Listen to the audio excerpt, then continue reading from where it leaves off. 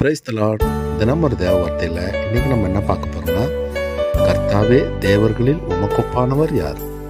பரிசுத்தத்தில் மகத்துவம் உள்ளவரும் துதிகளில் பயப்படத்தக்கவரும் அற்புதங்களை செய்கிறவருமாகிய உமக்கு ஒப்பானவர் யார்? யாத்ராகமம் 15ஆம் அதிகாரம் 11ஆம் வசனம். ஆமென்.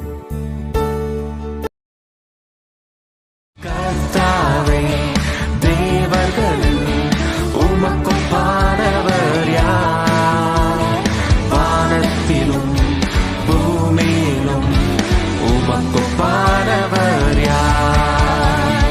உமக்கொப்பானவர் யார்? உமக்கொப்பானவர்